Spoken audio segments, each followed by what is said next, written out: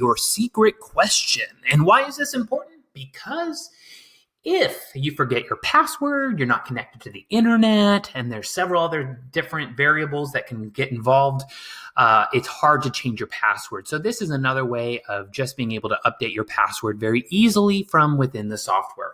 So first of all, we're going to click on Settings, enter your current password, and then click OK. Then we're going to go ahead and click on Email/password at the bottom. And you can see my your secret question is, what is my favorite color? And my answer is green. So what I can do is, where was Dr. Waggoner born? And we could go ahead and answer Anaheim. And click Submit.